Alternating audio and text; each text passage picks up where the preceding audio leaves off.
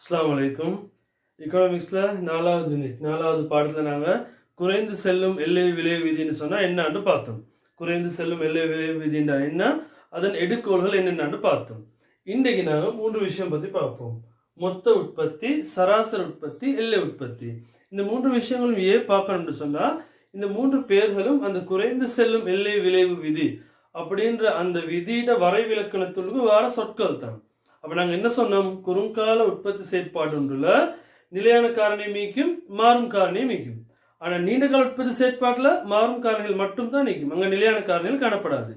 எனவே மாறும் காரணிகளையும் நிலையான காரணிகளையும் சேர்த்து உற்பத்தியில ஈடுபடுத்தும் போது அப்படின்னு சொல்லிக்கிட்டு நாங்க மறைமுகம் என்ன சொல்றோம், இது ஒரு குறுங்காலம். இருந்தாலும் நாங்க தெளிவாகவே சொல்றோம், குறுங்கால உற்பத்தி செயற்பாடு ஒன்றில் மாறும் காரணிகளையும் நிலையான காரணிகளையும் சேர்த்து உற்பத்தியில் ஈடுபடுத்தும் போது நீங்க ரெண்டையும் தனித்தனியாக உற்பத்தி ஈடுபடுத்த மாறும் காரணிகளை மட்டும் வச்சுக்கொண்டு உற்பத்தி செய்யவும் மேலா, நிலையான காரணிகளை மட்டும் வச்சுக்கொண்டு உற்பத்தி செய்யவும் மேலா. எனவே இந்த 2 காரணிகளையும் சேர்த்து நீங்க உற்பத்தி செயற்பாட்டில் ஈடுபடுத்துறீங்க. அப்படி ஈடுபடுத்திக்கிட்டா நிலையான காரணியை நிலையாக வச்சுக்கொண்டு மாறும் காரணியோட அளவை மட்டும் படிப்படியா அதிகரிச்சு கொண்டு போறீங்க. அப்படி அதிகரிச்சா அந்த மாறும் காரணிக்கான எல்லை உற்பத்தியும் சராசரி உற்பத்தியும் ஒரு நிலைக்கு பின் வீழ்ச்சி அடையும். ஏன்னா நாங்கள் நிலையான காரணியை அதிகரிக்கல தானே, நிலையான காரணியை நிலையாவே வச்சுக்கொண்டு மாறும் காரணியை மட்டும் நீங்க அதிகரிச்சு கொண்டு போனீங்கன்னா அந்த மாறும் காரணியிலிருந்து கிடைக்கிற சராசரி உற்பத்தியும் எல்லை உற்பத்தியும் ஒரு நிலைக்கு பின் வீழ்ச்சி அடையும். ஒரு நிலை வரை கூடிக்கொண்டு போகும், அதுக்கு பிறகு குறைவடையும். அந்த குறைவடையத்தை தான் நாங்கள் சொல்றது குறைந்து செல்லும் எல்லை விளைவு விதி. அப்ப அதுல நாங்க எல்லை உற்பத்தி சராசரி உற்பத்தி என்று சொல்ற 2 சொற்கள் வருது. இந்த 2 சொற்களையும் பார்த்தது கட்டாயம் மொத்த உற்பத்தி என்னன்னு நீங்க தெரிஞ்சுக்கணும். அப்ப இந்த 3 சொற்களுக்கு உள்ள வரைவிலக்கணங்களையும் அதுக்குள்ள சமன்பாடுகளையும் நான் தரேன். ஓகே, முதலாவது மொத்த உற்பத்தி. மொத்த உற்பத்தின்னா ஒரு நிறுவனத்தில் உள்ள எல்லா உள்ளீடுகளையும் எல்லா உற்பத்தி காரணிகளையும் பயன்படுத்தி உற்பத்தி செய்யப்பட்ட மொத்த பொருட்கள் சேவைகளோட அளவு தான் டிபி, டோட்டல் ப்ரொடக்ஷன். அப்படி இல்லாட்டி மொத்த உற்பத்தின்னு சொல்றது. மொத்த உற்பத்தின்னா ஒரு நிறுவனத்துக்கு எல்லா உற்பத்தி காரணிகளையும் பயன்படுத்தி உற்பத்தி செய்யப்பட்ட பொருட்கள் சேவைகளின் மொத்த அளவு.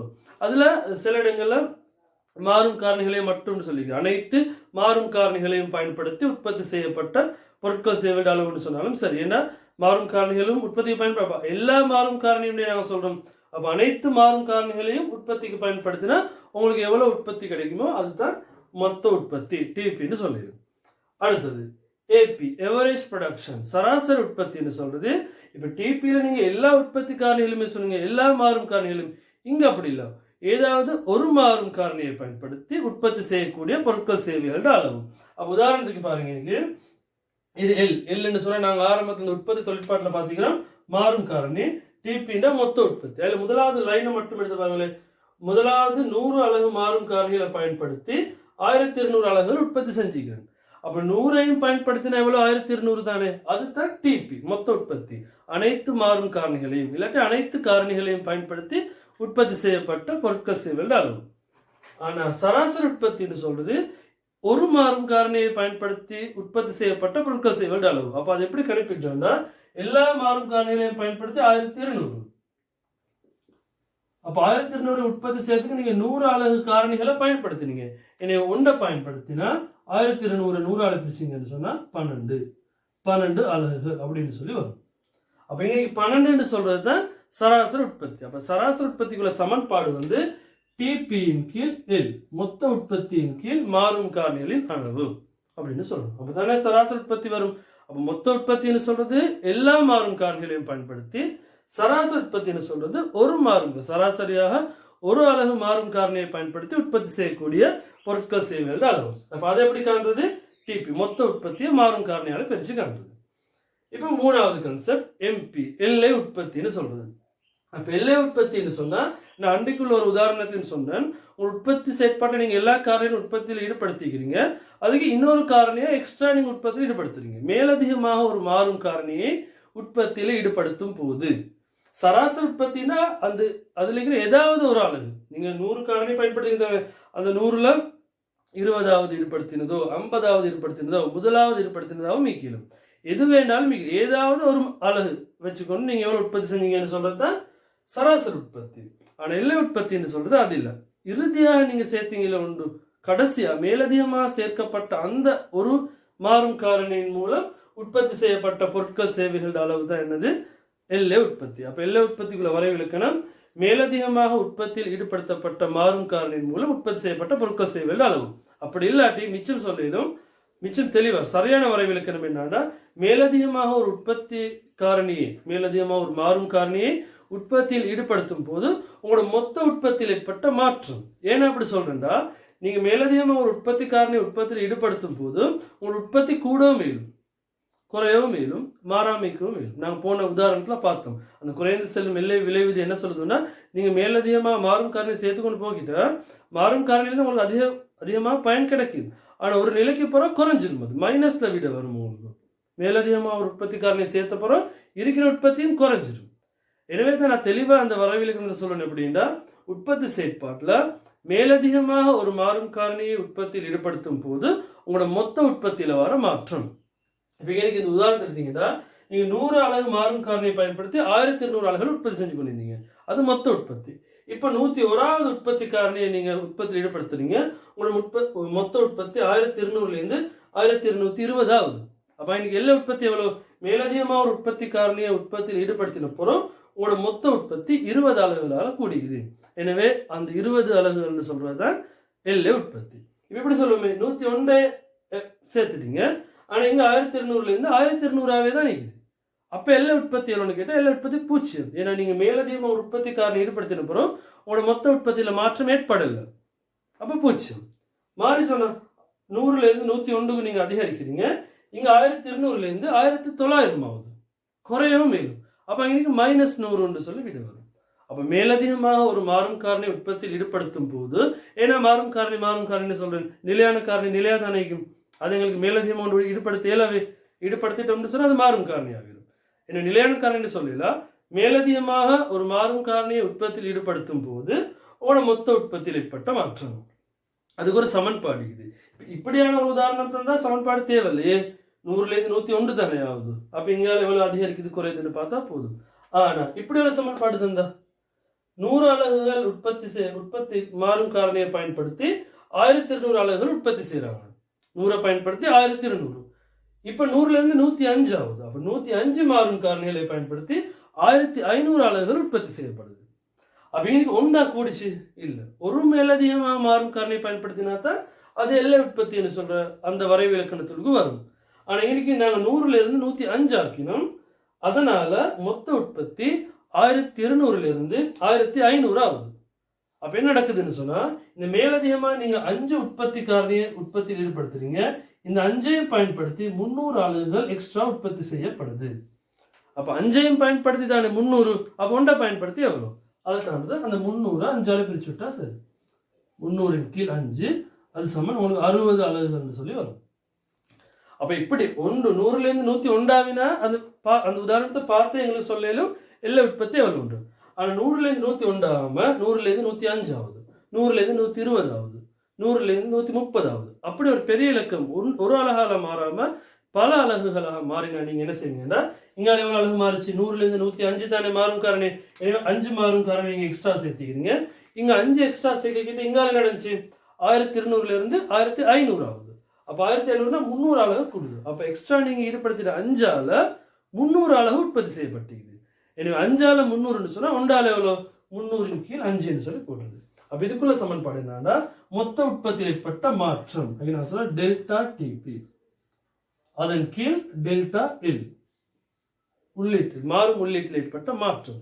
இதுல வந்த மாற்றத்தால பிரிக்கணும், அதுதான் அதுக்குள்ள சமன்பாடு.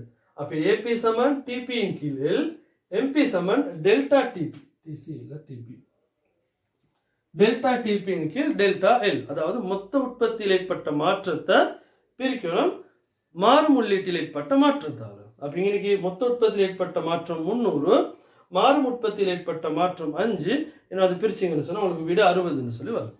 சரியா? அப்ப இதுதான் இதுக்குள்ளது. டிபிக்கு உங்களுக்கு வேணும்னா ஒரு உதாரணம் எழுதிக்கொள்ளும். இப்ப இன்னைக்கு பாருங்க, ஏபி சமன் டிபியின் கீழ் எல் தானே. அப்ப இது குறுக்கு பெருக்கம் செஞ்சுட்டா டிபி தர எல் சமன் இந்த ஏபி தர எல் சமன் டிபின்னு வரும். சராசரி உற்பத்திய எத்தனை உற்பத்தியில் ஈடுபடுத்துறீங்களோ அதை பெருக்கி விட்டா உங்களுக்கு மொத்த உற்பத்தி வரும் தானே. அதாவது இந்த ஏபி சமன் டிபியின் கீழ் எல் அடிக்குது, அதுல நான் டிபியை எழுவாய் மாற்றம் செய்யணும். டிபி சமன் சொல்ல அந்த சமன்பாட்டை மாற்றினீங்கன்னா ஒரு டிபிக்கு சமன்பாடு வரும். அப்படி எடுக்கவும் மேலும் அது சமன்பாடு இல்லாமக்கும் மேலும். சரியா? சரி, அப்போ இதுதான் 3 கான்செப்ட். மொத்த உற்பத்தின்னா என்ன, சராசரி உற்பத்தின்னா என்ன, எல்லை உற்பத்தின்னு சொன்னா என்ன, அது எப்படி கணிப்பிடுறது அப்படின்னு சொல்றதுதான் இதெல்லாம். சரியா? சரி, இப்போ அந்த டியூட்ல நான் உங்களுக்கு ஒரு அட்டவணை ஒன்று தந்திக்கிறேன், அதை நிரப்புறதுக்கு. அப்போ அந்த அட்டவணையில் நான் எல்லா நம்பர்ஸும் எடுக்கல, இந்த 5 வரைக்கும் மாறும் காரணி 5 வரைக்கும் நான் எடுத்துக்கிறேன். அப்போ இதில் 5 ஹெட்டிங் இருக்குது. முதலாவது நிலையான காரணி, அதுக்கப்புறம் மாறும் காரணி, மொத்த உற்பத்தி, சராசரி உற்பத்தி, எல்லை உற்பத்தின்னு சொல்றது. அப்போ இங்கே நிலையான காரணியில் முதலாவது ஒரு அலகு நிலையான காரணி பயன்படுத்துகிறேன். அப்போ ஒரு அலகு நிலையான காரணின்னா எல்லா உற்பத்தி மட்டத்திலையும் நிலையான காரணி உண்டாதான் நீங்க. நிலையான காரணி ஆரம்பத்தில் 10ண்டா எல்லா உற்பத்தி மட்டத்திலையும் 10. ஏன்னா அது நிலையாகிறது. அப்போ எனக்கு ஒன்றுனால இது எல்லாமே நான் ஒன்றுடைய போட்டுருவேன். நிலையான காரணி நிலையாக தான் இருக்கும். அப்போ 0வது உற்பத்தியில் எவ்வளோ நிலையான காரணி இருக்குதோ அதுதான் எத்தனை அலகு உற்பத்தி இருந்தாலும் அதுதான் நிலையான காரணி. ஏன்னா நிலையான காரணி மாற்றம் அடையாது. ஆனால் மாறும் காரணி நான் தந்திக்கிறேன். இப்போ பார்ப்போம், மொத்த உற்பத்தியும் தந்திக்குது. ஏபிஎம் எம்பிஎம் எப்படி நிரப்புறது? முதலாவது 0 தானே, அப்போ அங்கே சராசரி உற்பத்தியும் இல்லை, எல்லை உற்பத்தியும் இல்லை. 0வது உற்பத்தி மட்டத்தில் சராசரி உற்பத்தி, எல்லை உற்பத்தி காணப்படாது. இப்போ நீங்க ஒரு அளவு மாறும் காரணி உற்பத்தியில் ஈடுபடுத்துறீங்க. அப்போ ஒரு அளவு மாறும் காரணி உற்பத்தியில் ஈடுபடுத்தினீங்கன்னா உங்களோட மொத்த உற்பத்தி 6 அலகுகளாக காணப்படுது. அப்ப சராசரியா ஒரு அலகை பயன்படுத்தின எவ்வளோ? அதுவும் 6 தான். டிபியின் கீழ் எல். அப்ப ஏபிக்குள்ள சமன்பாடு டிபியின் கீழ் எல். இதை பிரிக்கணும் இதால. இங்க டெல்டா டிபியின் கீழ் டெல்டா எல். அப்ப 6 ஒன்றால பிரிச்சா 6 தான். இங்கால மாற்றம் உற்பத்தி ஏற்பட்ட மாற்றம் 6, மாறும் காரணியில் ஏற்பட்ட மாற்றம் 1. எனவே 6 ஒன்றால பிரிச்சாலும் 6 தான். இது பிளஸ். சரியா? ஓகே. இப்ப ரெண்டாவது 2 மேலதிகமா இன்னொரு உற்பத்தி காரணி ஈடுபடுத்துறீங்க. அப்ப 2 மாறும் காரணி இருக்குது. 2 மாறும் காரணியும் பயன்படுத்தி உங்களோட மொத்த உற்பத்தி 20 வருது. அப்ப 2ஐயும் பயன்படுத்தி 20ண்டா 20 2ஆ பிரிச்சா ஒரு அலகை பயன்படுத்தி 10. இது சராசரி உற்பத்தி. ஆனா எல்லை உற்பத்தி என்னது?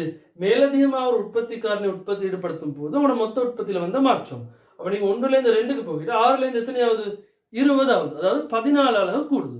எனவே அந்த மேலதிகமா உற்பத்தியில ஈடுபடுத்தப்பட்ட அந்த மாறும் காரணி மூலம் 14 அளவு உற்பத்தி செஞ்சுக்கிறீங்க. அப்ப எல்லை உற்பத்தி 14.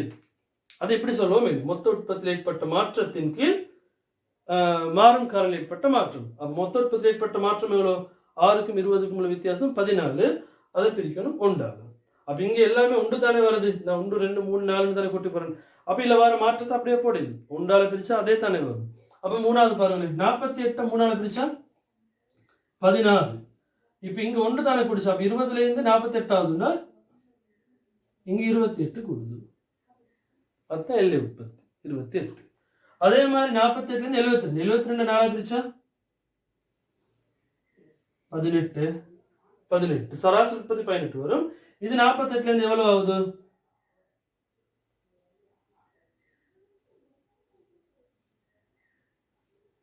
24 தானே.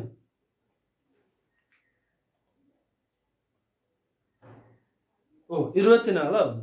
அதே மாதிரி இப்ப 5வது பாருங்களேன், 80 5ஆல பிரிச்சா 80 5ஆல பிரிச்சா எவ்வளோ? 8ல 5 ஒரு முறை 30 16ன்னு சொல்லி வரும் சராசரி உற்பத்தி. அதுக்கப்புறம் இங்க மாற்றம் 72ல இருந்து 80க்கு போகுதுன்னு சொன்னா +8ன்னு சொல்லி வரும். இப்ப இது வரைக்கும் நான் செஞ்சுக்கிறேன்.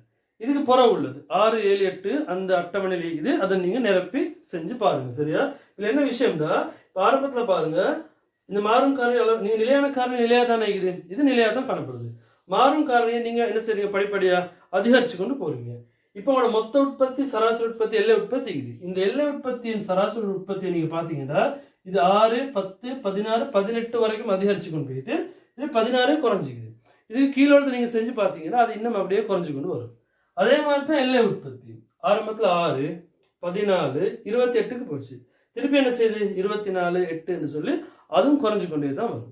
அப்ப இன்னைக்கு மறைமுகமா இந்த அட்டவணையோட பிரதிபலிப்பு என்னன்னா, அந்த குறைந்து செல்லும் எல்லை விலை விதி இந்த அட்டவணை பிரதிபலிக்குது. அதுல இருந்து உங்களுக்கு குறைந்து செல்லும் எல்லை விலை விதியை எண்கணித ரீதியாக புரிஞ்சு கொள்ளும். மேலும் அதோட இந்த ஏபி எம்பி டிபி அந்த சொற்களுக்குள்ள விளக்கங்களை தெரிஞ்சுக்கொள்ளும். மேலும் சரியா? அப்ப இந்த அட்டவணையை நீங்க ஃபுல்லா ஃபில் பண்ணி பாருங்க. சரி, இப்ப அந்த அட்டவணையை நீங்க ஃபுல்லாவே ஃபில் பண்ணுங்க. அதில் வந்து 10 மாறும் காரணிகள் இருக்குது. அந்த 10 மாறும் காரணி வரைக்கும் நீங்கள் ஃபுல்லாக ஃபில் பண்ணிக்கோங்க.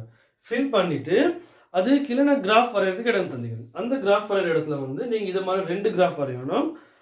எப்படி வரைகிறேன்னா முதலாவது சொல்கிறேன்.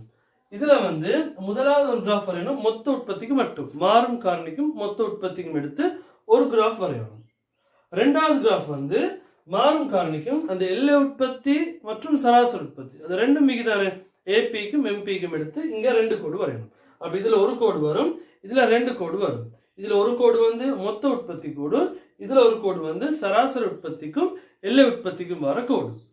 அப்போ இதில் கிராஃப் வரைகிட்ட நீங்கள் கிடையாச்சில் மாறும் காரணி எடுங்க.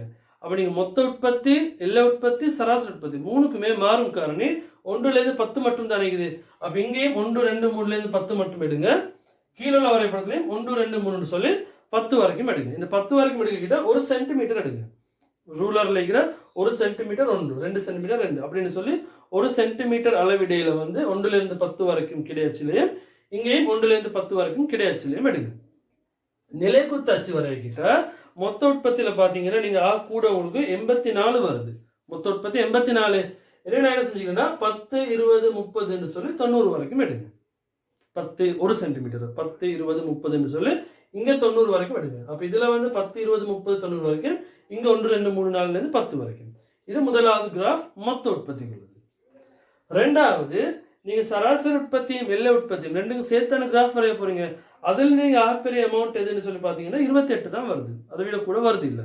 இதை நான் என்ன செஞ்சுக்கிறேன் 4ன்னு எடுத்துக்கிறேன். 4, 8, 12, 16, 20 சொல்லி 4 அளவிடைகளில் உங்களுக்கு 32 வரைக்கும் நான் எடுத்துக்கிறேன். இப்படி முதலாவது இந்த அச்சுக்களை வரைஞ்சிக்கோங்க. சரியா? அதை வரைஞ்சிட்டு இங்கே நான் நிலைக்குத்து அச்சில் டிபி டோட்டல் ப்ரொடக்ஷன் போட்டிக்கிறேன். இங்கே எல் மாறும் காரணி எல்னு போட்டிக்கிறேன். இங்கே வந்து AP/MP ஏபிஎம் எம்பிஎம் இது. இங்கே வந்து எல் அதானே வரைய போகிறேன். அப்போ இந்த குறியீடுகள் எல்லாம் போட்டு இதை ஃபஸ்ட்டுக்கு வரைஞ்சிக்கோங்க. வரைஞ்சிட்டு இப்போ நீங்கள் ஒரு புள்ளியாக தேடி தேடி நீங்கள் வைக்க போகிறீங்க. முதலாவது மொத்த உற்பத்திக்கு எப்படி வைக்கிறது? மொத்த உற்பத்திக்கு வந்து மாறும் காரணிக்கும் டிபிக்கும் தானே வரைய போகிறீங்க. மாறும் காரணி 0 ஆகிக்கிட்ட மொத்த உற்பத்தியும் 0, 0, 0. எனவே அந்த புள்ளி வந்து இங்கே சரியாக வரும், 0ல் வரும். ரெண்டாவது மாறும் காரணி 1 ஆகிக்கிட்ட மொத்த உற்பத்தி 6. அப்படித்தானே? 1க்கு 6. எனவே இங்கே 1ம் இங்கே 6க்கும் எடுத்து ஒரு புள்ளி வைங்க. இது எல்லா அச்சில் மாறும் காரணி அச்சில் 1, இந்த அச்சில் 6 அப்படின்னா 10 கொஞ்சம் கீழே வரும் 6. அடுத்தது ரெண்டாவது மாறும் காரணிக்கு மொத்த உற்பத்தி 20. எனவே கிடையாச்சில் 2, அதுக்கு நேராக 20க்கு நேராக வைங்க ஒரு புள்ளி. மூணாவது மாறும் காரணிக்கு 48. எனவே மூணாவது மாறும் காரணிக்கு நேராக 48 எங்கே 50 கொஞ்சம் கீழே வைங்க. 50 கீழே ஒரு புள்ளி வரும். சரியா? அடுத்தது நாலாவது மாறும் காரணிக்கு 72 சொல்லி வருது. அப்ப நாலாவது மாறும் காரணிக்கு 72 இந்த இடத்துல வருது. நாலாவது மாறும் காரணிக்கு 72. அஞ்சாவது மாறும் காரணிக்கு 80. அப்ப கிடையாச்சில் 5ம் இங்க நிலைக்குத்து அச்சில் 80 சொல்லி பாருங்க. போர்டில் இந்த புள்ளிகள் விளங்குதோ தெரியா? புள்ளிகள் சரியா நீங்க வச்சுக்கோங்க. அடுத்தது 84. அடுத்ததும் 84. அடுத்தது 80 வரும் 10வது. அப்ப இந்த ஷேப்ல ஒரு கோடு ஒன்று வரும். அந்த கோட்டை நீங்க வரைங்க. இப்படியே ஒரு கோடு, ஒரு வளைஞ்ச கோடு ஒன்று வரும். இதுதான் என்ன கோடு? மொத்த உற்பத்தி கோடு. எப்படி? இந்த அடிப்படையில் நீங்க மொத்த உற்பத்தி கோட்டை வரைங்க. அடுத்தது கீழே எல்லை உற்பத்தி சராசரி உற்பத்தி வரையும். நான் முதலாவது சராசரி உற்பத்தியை வரைகிறேன். சராசரி உற்பத்தி கோட்டை வரைஞ்சிட்டு அதுக்கப்புறம் நீங்கள் எல்லை உற்பத்தி கூட போடுங்க.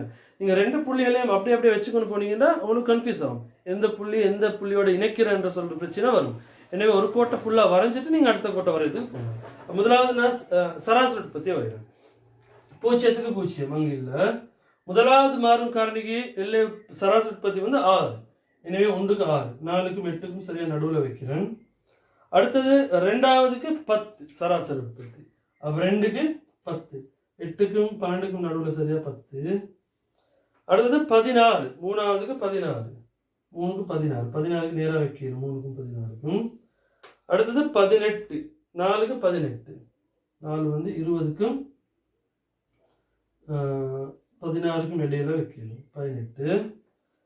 அடுத்தது 16 திரும்பவும் 14 13 10 சொல்லி வரும். அப்போ அந்த கோடு இந்த ஷேப்பில் போகும். அப்படின்னு ஒரு கோடு உங்களுக்கு கிடைக்கும். இது வந்து சராசரி உற்பத்தி கோடு. இந்த கோட்டை வரைஞ்சி முடிஞ்ச பிறகு சராசரி உற்பத்திக்கு இந்த கோடு முடிகிற இடத்துல நான் ஏபின்னு சொல்லி போட்டிருக்கேன். ஏபின்னு போட்டிருக்கேன். அதுக்கப்புறம் எல்லை உற்பத்தி. எல்லை உற்பத்திக்கு எப்படி வருது? பூஜ்ஜியத்துக்கு பூஜ்ஜியமே தான். முதலாவது உற்பத்தி காரணிக்கு 6, இன்னும் முதலாவதுக்கு 6க்கு அதே புள்ளிக்கு மேலே இன்னொரு புள்ளி. அடுத்து மூணாவதுக்கு ரெண்டாவது உற்பத்தி காரணிக்கு 14, இன்னும் 2க்கும் 14க்கும் வைங்க இங்க 14. அடுத்தது 28, மூணாவதுக்கு 28 இங்கே வரும் 28. நாலாவதுக்கு 24, அதுக்கப்புறம் 8, 5க்கு வந்து 8, அதுக்கப்புறம் 4 6க்கு, அப்புறம் பூஜ்ஜியத்துக்கு வரும். 7வது அலகுல வந்து 8ல பூஜ்ஜியத்துக்கு வருது, 7ல பூஜ்ஜியத்துக்கு வருது, 7ல பூஜ்ஜியத்துக்கு வரணும். அப்படி போகும். அப்ப நீங்க இந்த கோட்டை வரைஞ்சிங்கன்னா இப்படி வரும். இதை வெட்டிட்டு அப்படி 7ஆல பூஜ்ஜியத்துக்கு வந்து கீழே வரும். -4 அங்கே வருமே, -4 வருது. எனவே மொத்த உற்பத்தி கோடு இப்படி போகும். இந்த சராசரி உற்பத்தி கோடு அது நாம ஏபின்னு சொல்றது. அதுக்கப்புறம் நீங்க எம்பி கோட்டை வரைஞ்சிங்கன்னா இந்த ஏபி கோட்டுக்கு மேலால தான் எம்பி கோடு போகும். மேலே போயிட்டு திருப்பி கீழே வரைக்கிட்டு அந்த ஏபி கோடு வெட்டி கொண்டு கீழே வந்து 7ல பூஜ்ஜியத்தை அடைஞ்சு அப்படியே கீழே போகும். அந்த கோடு -4க்கு வரும். 8வது அலகுல வந்து -4க்கு வரும். -4னா இந்த அச்சுக்கு விட கீழே அந்த கோடு போடும். இந்த அடிப்படையில் வரைஞ்சிட்டு நீங்க எம்பின்னு சொல்லி இந்த இடத்துல போடுங்க, எம்பி. சரியா? ஓகே. இப்ப இந்த வரைபடம் ரெண்டையும் வரைஞ்ச போறோம். உங்களோட வரைபடம் சரியா பிழையான்னு சொல்லி எப்படி பார்க்கறேன்னா 2 மெத்தட் இருக்குது. நீங்க வரைஞ்சது சரியான. இந்த 2 நிபந்தனைகளும் உங்களோட வரைபடத்துல சரியா வந்துருச்சுன்னு சொன்னா உங்களோட வரைபடம் சரின்னு அர்த்தம். முதலாவது நிபந்தனை வந்து இங்க இந்த மொத்த உற்பத்திக்கு தான். மொத்த உற்பத்தி கோடு எங்க உச்ச நிலையை அடையுதோ இந்த கோடு இப்படி மேல போயிட்டு ஒரு இடத்துல கீழே திரும்புமே. அப்போ உச்ச நிலைக்கு தானே. இந்த உச்சம் வந்து உங்களோட படத்துல படி 6க்கும் 7க்கும் நடுவுல வரணும். அப்படித்தானே? 6க்கு 7 தான் 84 வருது. 6 இல்லாட்டி 7க்கு நேரா வந்தாலும் போதும். 7க்கு நேரம் நீங்க உச்சத்தை அடைஞ்சிங்கன்னா சரி. இல்லாட்டி 6க்கும் 7க்கும் நடுவுல உங்களோட அந்த கோடு உச்சத்தை அடையணும். இந்த கோடு இங்க உச்சத்தை அடையக்கிட்ட உங்களோட இங்க எல்லை உற்பத்தி கோடுன்னு வரைஞ்சிங்களே, அதுக்கு நேரா நீங்க பாத்தீங்கன்னா உங்களோட எல்லை உற்பத்தி கோடு வந்து சரியா பூஜ்ஜியத்துல வெட்டணும். அதுதான் முதலாவது நிபந்தனை. அதாவது உங்களோட மொத்த உற்பத்தி உச்சத்தை அடையும் போது உங்களோட எல்லை உற்பத்தி வந்து பூஜ்ஜியத்துல காணப்படணும். அப்ப நீங்க இந்த 2 வரைபடத்தை ஒரே நேரத்தில் வரைஞ்சிப்பீங்க. 1 2 3 இங்கே எடுத்துக்கிறீங்க, கீழே 1 2 3 எடுத்துக்கிறீங்க. அப்ப பாருங்க, இங்க நீங்க மொத்த உற்பத்தி கோடு வரைஞ்சிக்கிறீங்க, டிபி கோடு உச்சத்துல இருக்கிட்ட இந்த இடத்துல இருக்கிட்ட அதுக்கு நேரா நீங்க கீழே பார்த்தீங்கன்னா உங்களோட எல்லை உற்பத்தி கோடு பூஜ்ஜியத்துல இருக்கணும். அப்படி உங்களோட வரைபடம் இருந்தா சரி. கொஞ்சம் கட்டிக்கிட்டாங்கன்னா நீங்க அட்ஜஸ்ட் பண்ணி வரைஞ்சுக்கோங்க அடிச்சு. அது முதலாவது நிபந்தனை. ரெண்டாவது நிபந்தனை வந்து உங்களோட இந்த எல்லை உற்பத்தி கோடு வரைஞ்சிக்கிற இந்த சராசரி உற்பத்தி கோடு ஏபி கோடு, முதலாவது வரைஞ்ச கோடு. இந்த ஏபி கோடு உச்சம் தானே. ஏபி கோட உச்சத்தை ஊடார்த்து தான் இந்த எம்பி கோடு கீழே வரும். இந்த எம்பி கோடு ஒரு இடத்துல ஆரம்பத்துல இந்த எல்லை உற்பத்தி கோடு மேல வரைக்கும் பெய்து திரும்பி குறைவடை தானே. குறைவடைஞ்சு கொண்டு வரக்கிட்ட இந்த சராசரி உற்பத்தி கூட வெட்டி கொண்டு தானே குறைஞ்சிட்டு வரணும். அந்த சராசரி உற்பத்தி கூட வெற்ற இடம் இருக்குது. அதுதான் அந்த சராசரி உற்பத்தி கோட உச்ச நிலையா காணப்படணும். அந்த சராசரி உற்பத்தி கூட எந்த இடத்துல போயிட்டு திரும்புதோ, இங்கால சரி கீழே குறைய பார்க்குதோ, அந்த உச்சத்தை ஊடார்த்து தான் உங்களோட எல்லை உற்பத்தி கோடு கீழே வரணும். அதுதான் ரெண்டாவது நிபந்தனை. அப்ப 2 நிபந்தனை. ஒன்று, மொத்த உற்பத்தி உச்சத்தை அடையும் போது எல்லை உற்பத்தி பூஜ்ஜியத்தில் காணப்படணும். அது முதலாவது. ரெண்டாவது, உங்களோட சராசரி உற்பத்தி கோடு தான். இந்த சராசரி உற்பத்தி கோட உச்ச புள்ளிய ஊடறுத்து தான் இந்த எல்லை உற்பத்தி கோடு கீழே வரணும். இந்த 2 நிபந்தனையும் சரியா இருந்துச்சுன்னு சொன்னா உங்களோட வரைபடம் ரெண்டும் சமன். கொஞ்சம் அங்கட்டிங்கிட்டு ஸ்லைட்டா வந்துச்சுன்னு சொன்னா நாங்கள் கிராஃப் தாள் வச்சு வரையில்லை, அதனால கொஞ்சம் அங்கட்டிங்கிட்டு ஆகலும். கொஞ்சம் அங்கட்டிங்கிட்டு ஆகினா வரைபடத்தை அட்ஜஸ்ட் பண்ணிக்கோங்க. மிச்சம் பெரிய டிஃபரன்ஸ் எல்லாம் வந்து அவங்களோட வரைபடம் பிள்ளைன்னு அர்த்தம். நீங்க இன்னொருக்க பார்த்து அந்த வரைபடத்தை வரைஞ்சுக்கோங்க. சரியா? அப்ப இந்த வேலையெல்லாம் நீங்க அந்த டியூட்ல நான் தந்திக்கிறேன், அதை ஃபுல்லா பார்த்து செய்யுங்க.